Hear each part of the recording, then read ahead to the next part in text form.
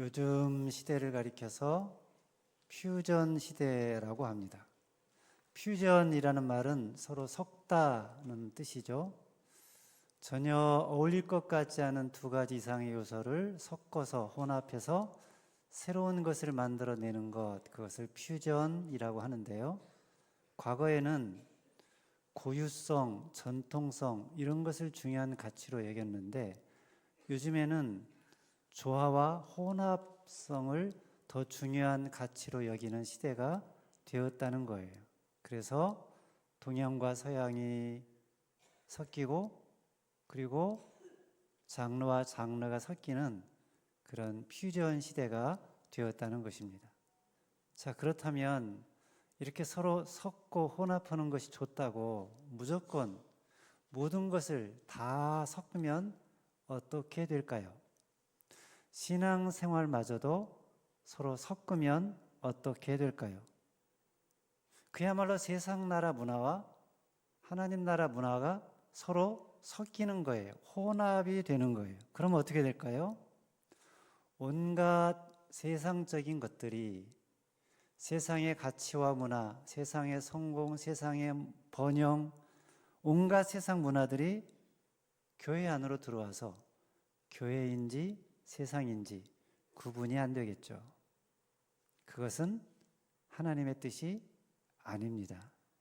하나님의 뜻은 하나님의 백성들이 세상과 달라서 세상과 다른 구별됨, 거룩함을 가지고 세상에 빛이 되는 것, 그래서 그 빛을 보고 세상이 하나님께로 돌아오게 하는 것인데 그 구별됨이 없어지고 그 거룩성이 없어지고 세상과 같아져 버리면 그 존재감이 없어지기 때문이죠. 고린도 교회가 그랬어요. 고린도 교회는 고린도시의 세속적인 문화, 이방 문화가 교회 안에 들어와서 교인들 중에 무분별하게 그런 문화와 섞여서 사는 사람들이 있었습니다. 당시 고린도에는 여러 유명한 사람들을 따라다니며 파를 이루고 있었는데 교회 안에서도 그런 파를 이루고 사람들이 있었던 거예요. 그리고 무슨 문제가 생기면 곧바로 법정에 소송해서 고소를 하는 일들이 세상에서 있었는데 교회 안에서조차 그런 일들이 발생하는 거예요. 또 성적인 범죄를 저질러도 그냥 자연스럽게 대수롭지 않게 여기고 그것을 무마하는 일들이 교회 안에서도 생겼습니다. 하나님의 성전에서 하는 일과 우상에서 하는 일이 구분이 안 되는 일들이 생겼어요. 예수를 믿는 사람이 믿지 않는 사람들과 서로 한데 섞여서 일을 하다 보니까 구별됨이 없어지는, 누가 믿는 자고 누가 믿지 않는 자인지 구별됨이 없어지는 그런 일들이 생겨나고 있었습니다. 그래서 이런 모습을 보고 사도 바울이 오늘 본문 14절에서 뭐라고 했느냐 같이 한번 읽겠습니다. 시작. 너희는 믿지 않는 자와 멍에를 함께 매지 말라.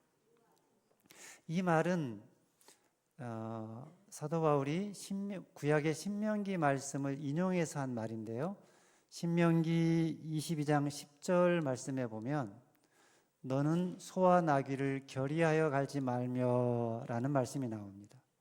소와 나귀를 서로 함께 멍에를 매서 결의하지 말라, 밭을 갈게 하지 말라 그런 말이죠. 여러분, 소와 나귀가 함께 멍에를 메고 함께 밭을 갈면 어떻게 될까요? 소와 나귀는 차이가 있죠. 키도 차이가 나고 힘도 차이가 나고 속도도 차이가 납니다. 그러니까 함께 결의가 잘 안 돼요. 오히려 그렇게 함께 밭을 갈고 농사를 지으면 농사가 잘 되는 것이 아니라 농사를 망치기가 쉽습니다. 이 말씀에 근거해서 오늘 본문에서 바울이 뭐라고 그랬다고요? 믿지 않는 자들과 함께 멍에를 매지 말라 말씀한 거예요. 자, 그렇다면 우리는 누구와 함께 멍에를 매야 할까요? 누구와 함께? 예수님과 함께 예수님의 멍에를 매야 합니다. 마태복음 11장 19절 말씀을 읽겠습니다. 시작. 나의 멍에를 메고 내게 배우라. 여러분, 예수님의 멍에를 우리가 함께 메면 어떻게 될까요? 아니, 그러면 예수님과 우리는 너무나 차이가 많이 났기 때문에 힘도 차이가 나고 능력도 차이가 나고 속도도 차이가 나서 그럼 문제가 되는 거 아닙니까? 그렇게 생각할 사람이 혹시 있을지 모르는데요. 전혀 아닙니다. 왜냐하면 예수님의 멍에를 우리가 메는 것은 나란히 똑같은 입장에서 멍에를 메고 가는 것이 아니라 멍에는 예수님이 전적으로 메고 가기 때문입니다.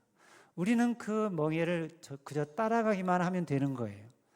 예수님이 길을 걸으면 우리는 그 예수님의 발 위에 사실은 포개고 가는 거예요.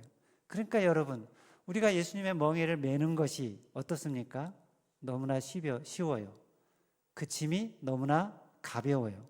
그래서 예수님이 마태복음 11장 30절에서 뭐라고 말씀했습니까? 내 멍에는 쉽고 내 짐은 가벼움이라. 예수님의 멍에를 메는 것, 예수님과 함께 멍에를 메는 것은 이렇게 쉽고 가볍고 편하다는 거예요. 이런 차원에서 오늘 본문에서 믿지 않는 자들과 함께 멍에를 메지 말라라고 한 것은 어떤 의미인가? 우리는 온전히 예수님을 따라가야 하는 사람들인데, 예수님과 함께 하는 사람들인데, 예수님의 뜻을 따라 살아가야 되는데, 그런데 예수님의 뜻에 반하거나 예수님께서 제시하신 길과 반대의 길로 가거나 예수님께서 맡기신 일을 감당하지 못하게 만드는 그런 관계에 얽히지 말라라는 경고로 볼 수 있을 것입니다. 왜 믿는 자는 믿지 않는 자와 멍에를 함께 매면 안 되나? 믿지 않는 자들과 함께 멍에를 매는 것은 예수님의 뜻과 예수님의 가치와 다른, 결코 양립할 수 없는 그런 생각을 가진 사람들의 결정과 행동들에 내가 매이는 상황에 처할 수 있기 때문이라는 거예요. 그러니 예수님의 뜻에 반하는 행동을 하도록 강요하는 사람들과 함께 일하는 것을 피하기 위해서 최선을 다하라라는 그런 의미입니다. 그러나 그렇다고 믿지 않는 자와 멍에를 매지 말라는 말이 믿지 않는 자와는 일절 만나지도 말고 그 어떤 일도 함께 하지 말라, 그런 의미는 아닙니다. 왜냐하면 믿지 않는 자들과 함께 멍에를 같이 매지 말라는 것이 그들과는 어떤 모임이나 어떤 동호회, 클럽 활동 이런 거 일체 하지 말라, 학문 연구도 같이 하지 말고 더 나아가서 그 어떤 종류의 관계도 갖지 말라, 그런 모임들로부터 속세로부터 완전히 떠나서 산속에 들어가서 홀로 하나님을 섬기며 살아라, 그런 말이 아니기 때문입니다. 성경을 보면 우리가 세상을 떠나서 현실을 떠나서 산속에서 도피 생활하는 것을 권하지 않아요. 그것보다는 반대로 현실의 삶 속에 참여해서 그 속에서 변혁을 추구하라고 가르치고 있습니다. 요한복음 17장 15절을 보면 예수님도 마지막 제자들을 위한 기도에서 이렇게 기도하셨어요. 내가 비옵는 것은 그들을 세상에서 데려가시기를 위함이 아니요 다만 악에 빠지지 않게 보전하시기를 위함이니이다. 제자들이 거룩하게 되는 것은 세상을 떠나는 방법을 통해서가 아니라 하나님의 능력을 힘입어서 세상 가운데서 악에 빠지지 않는 방법을 통해서 더 나아가서 세상에서 빛과 소금이 되는 방법으로 세상을 변화시키는 사람이 되는 것, 그게 주님의 뜻이라는 거예요. 바울의 생각도 똑같아요. 고린도전서 15장 10절 말씀을 볼까요?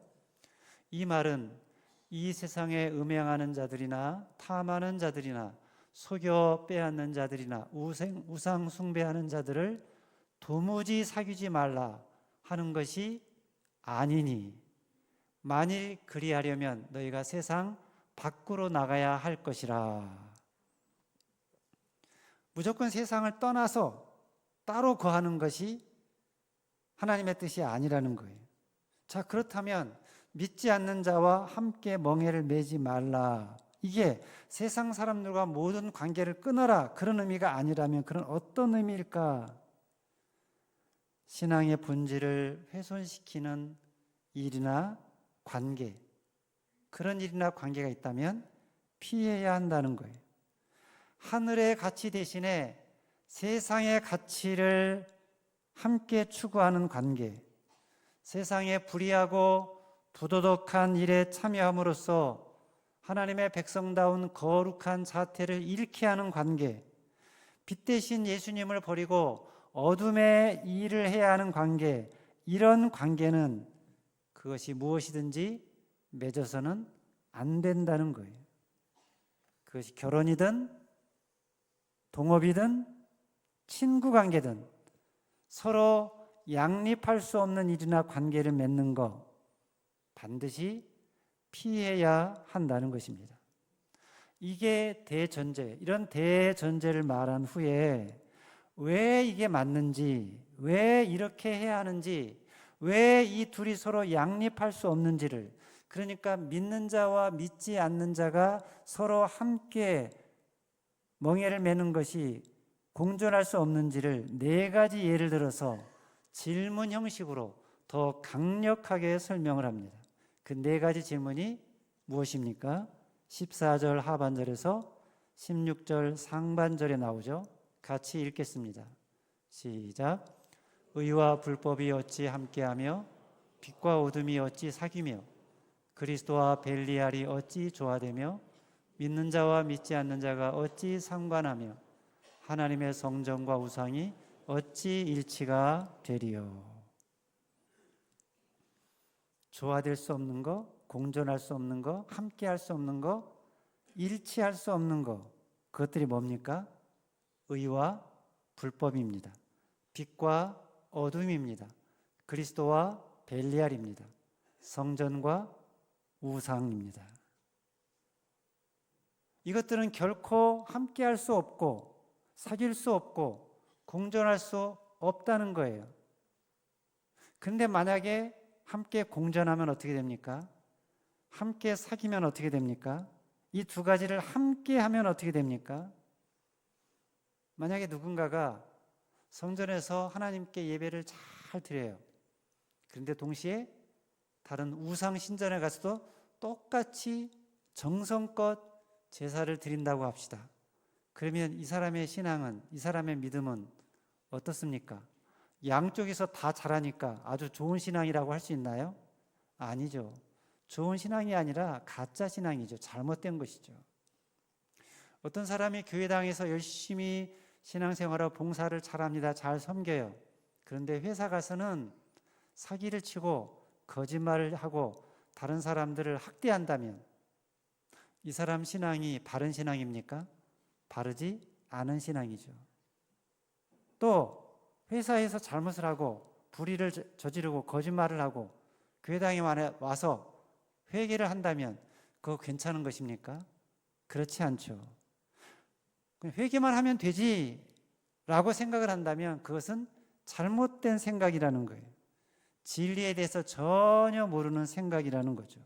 왜냐하면 의와 불법은 함께할 수 없기 때문입니다. 빛과 어둠은 서로 사귈 수 없기 때문이에요.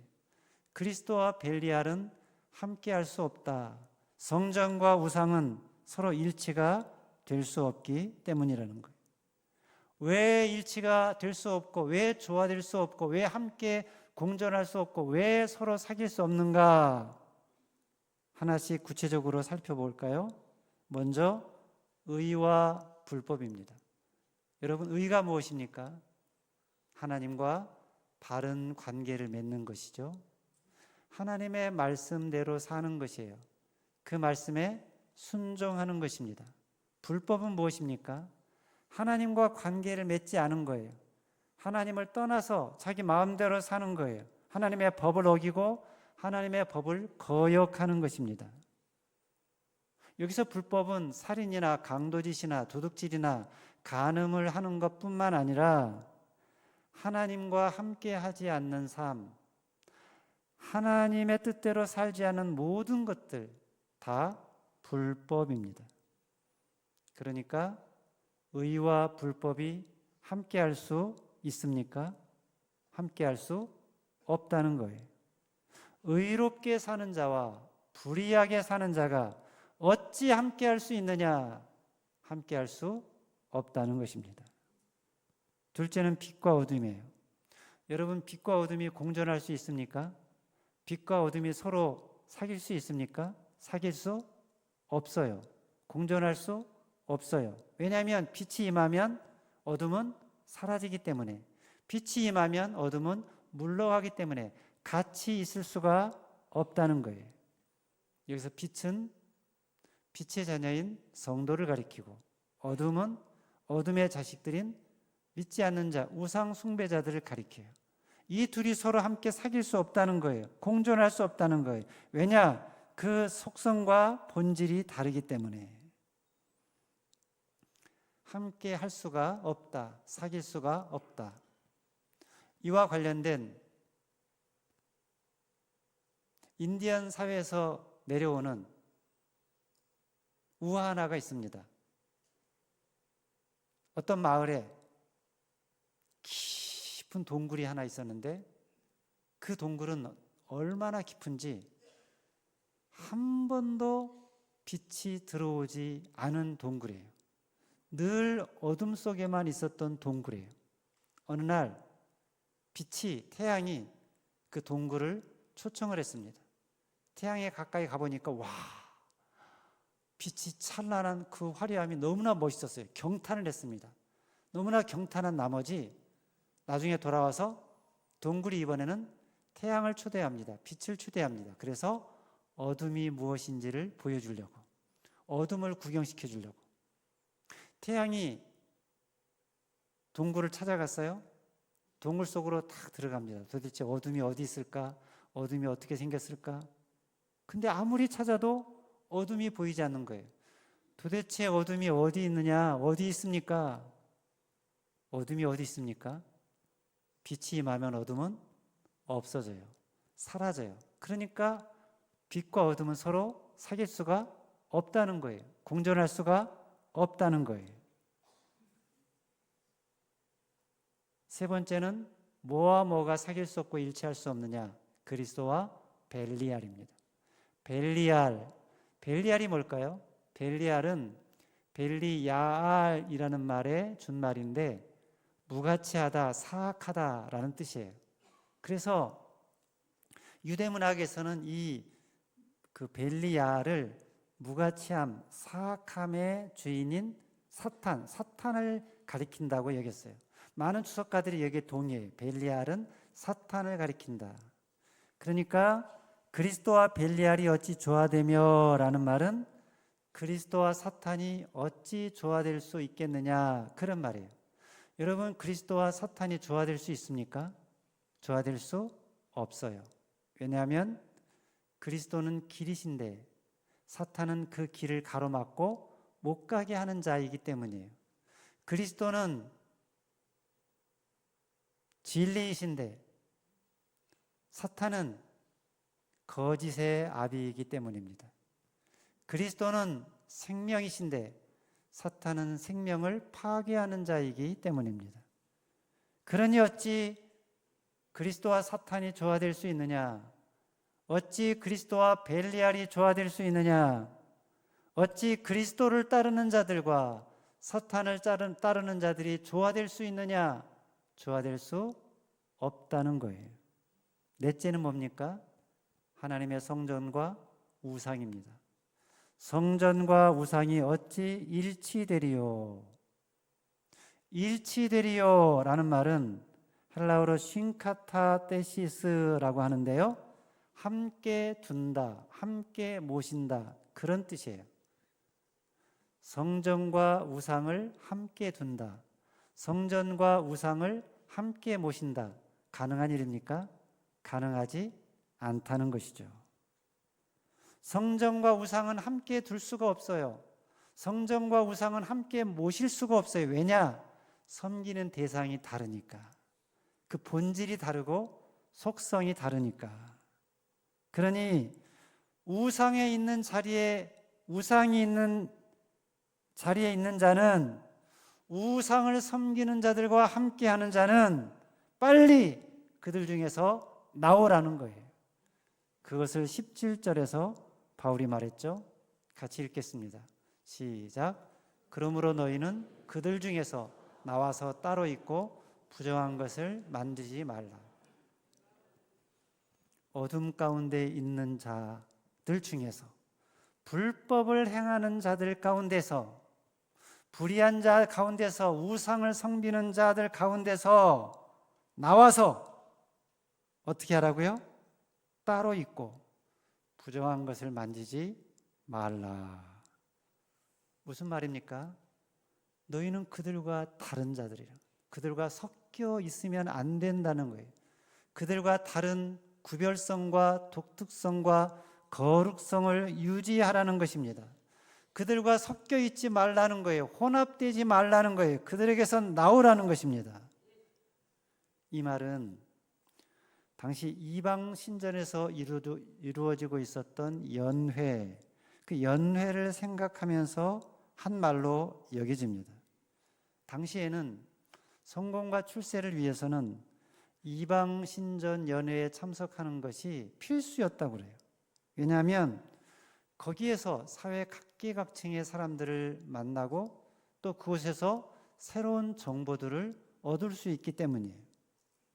근데 문제는 그곳에서 연회만 열리는 것이 아니라 그것은 우상신전이기 때문에 이방 신전의 우상에 타락한 음란한 문화가 많이 있는 곳이에요. 모든 순서가 우상 숭배와 연결이 되어 있어요. 각종 부정과 부패에 연루되어 있습니다. 그래서 사업을 선택하느냐, 신앙을 선택하느냐의 문제로 고민을 하는 사람들이 있었습니다. 사업을 위해서 이방신전 연회에 참석할 것인가, 그들과 교류할 것인가, 아니면 신앙을 위해서 연회에 참석하지 않을 것인가. 만약에 연회에 참석하지 않으면 손해를 보게 될 거예요. 그런데 그럼에도 불구하고 그들과 섞이지 말라는 거예요. 참석하지 말라는 거예요. 사업에 손해가 되더라도 그 손해를 기꺼이 받아들여야 한다는 것입니다. 세상의 부정한 것에 대해서는, 불의한 것에 대해서는, 불법에 대해서는, 어둠에 관련된 일에 대해서는 단호히 거부해야 한다는 것입니다. 그런 곳에서, 그런 모임에서 혹시 섞여 있다면 나오라. 그들과 섞여 있지 않으면, 그들에게서 나오면 주류 사회에서 빠지는 것이고 엄청난 손해를 받았지만 그럼에도 불구하고 그곳에서 나오라는 거예요. 나오지 않고 그곳에 머물러 있으면 일시적으로는 좋을 것 같지만 그러나 결국은 그들이 망할 때 함께 망할 것이기 때문입니다.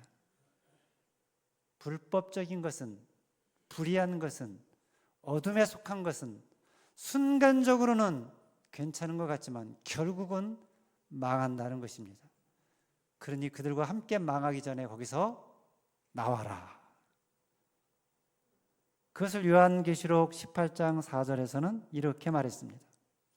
또 내가 들으니 하늘로부터 다른 음성이 나서 이르되 내 백성아 거기서 나와, 거기서 나와 그의 죄에 참여하지 말고 그가 받을 재앙들을 받지 말라. 여기 보면 내 백성아 거기서 나와 그랬어요. 거기서 나와라는 말이죠. 왜 이 말씀을 했을까요?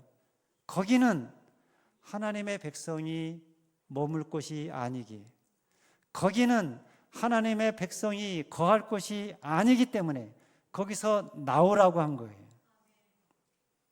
창세기 12장에 보면 하나님이 아브라함을 부르시면서 거기서 나오라고 그랬어요. 거기가 어디입니까?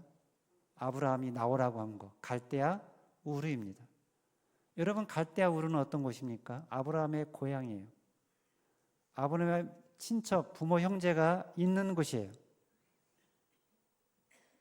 그동안 쌓아놓은 모든 경험과 재산과 추억이 다 거기 있어요.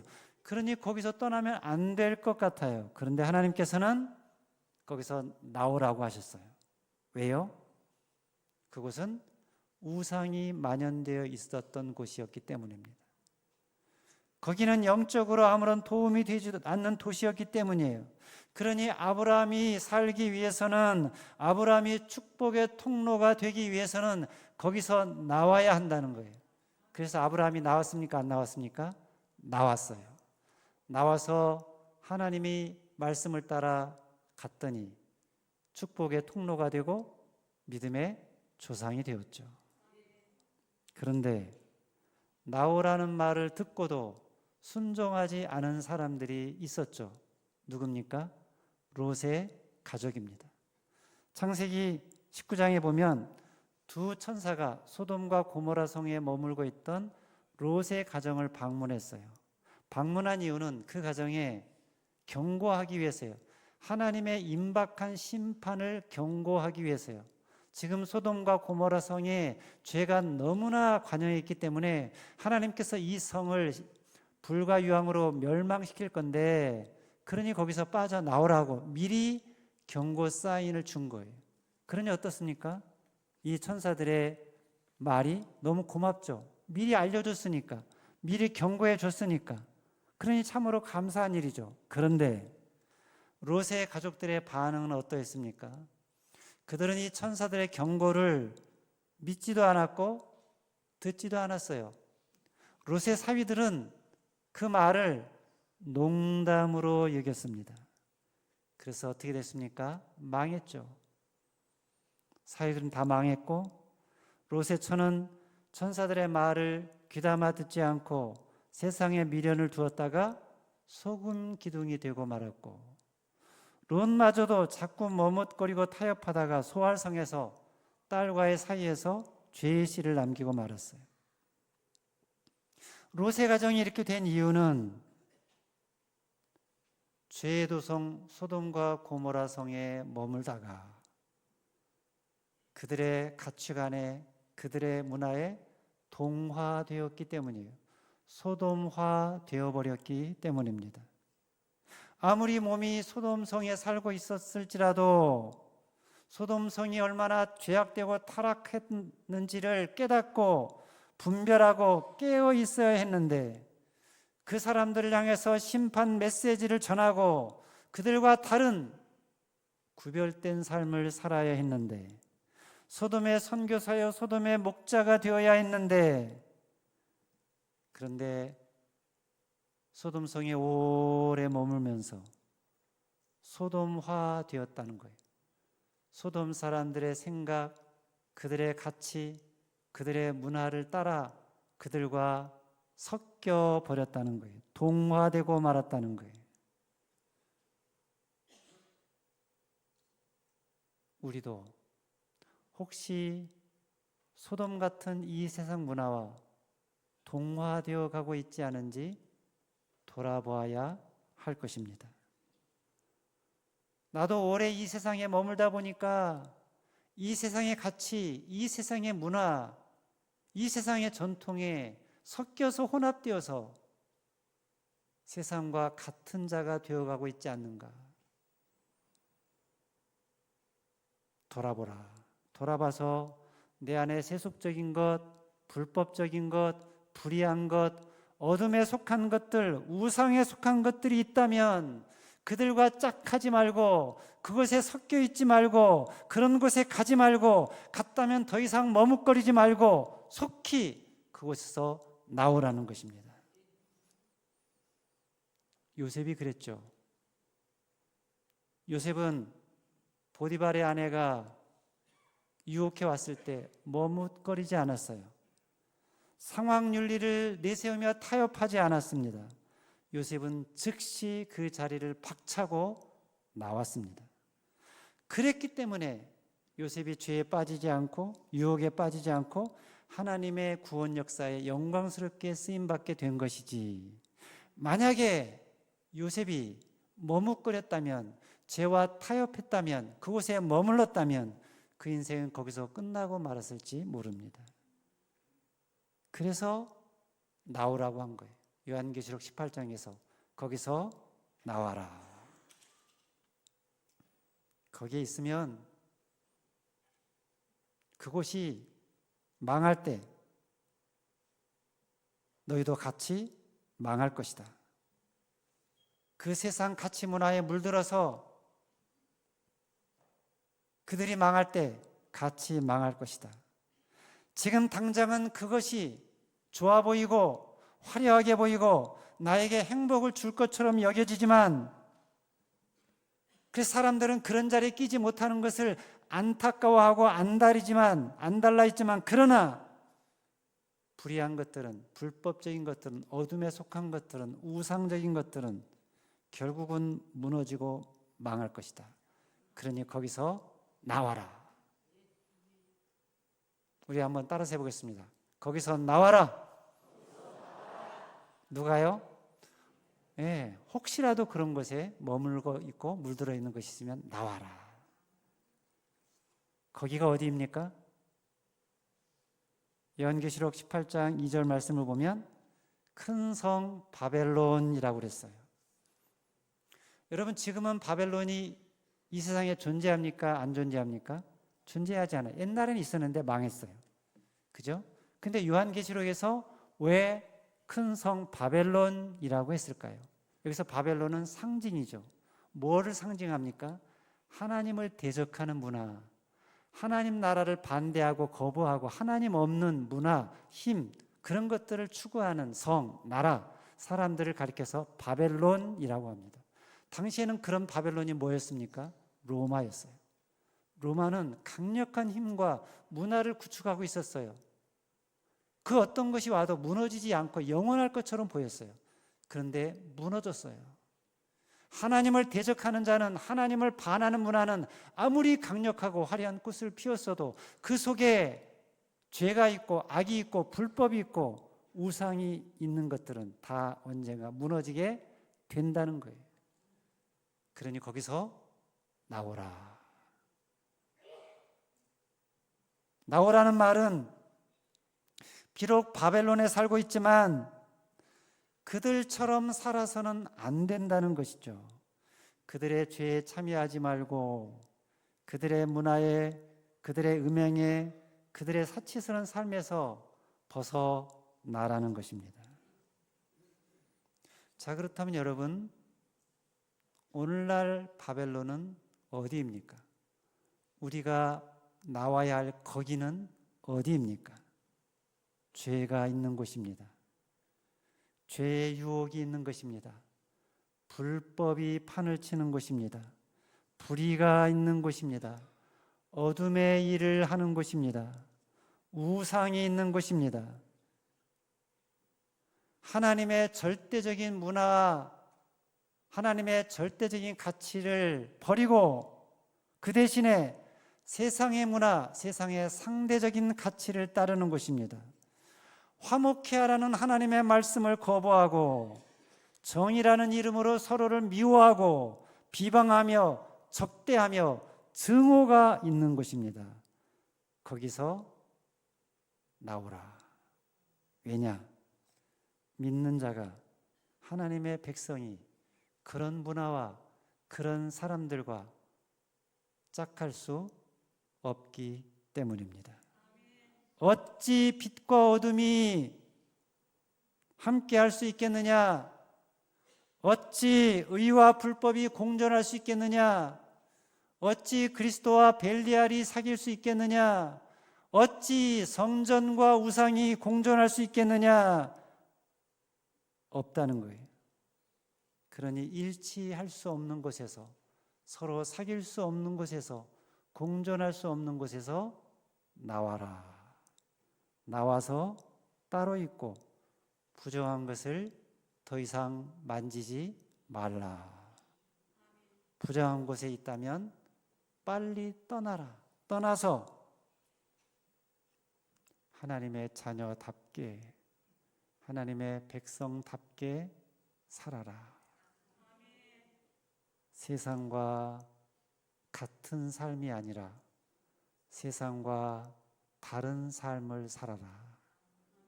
달라서, 구별되어서, 거룩해서 그 삶의 모습이 세상에 도전이 되고 감동이 되고 빛이 되는 삶, 그런 삶의 주인공들이 저와 여러분들 될 수 있기를 바랍니다. 우리 교회가 될 수 있기를 바랍니다. 그래서 세상 사람들이 그 모습을 보고 어둠의 일을 버리고 불법을 버리고 불의를 버리고 우상을 버리고 하나님께로 돌아오게 되는 놀라운 역사가 일어나게 되기를 주님의 이름으로 축원합니다. 기도하겠습니다.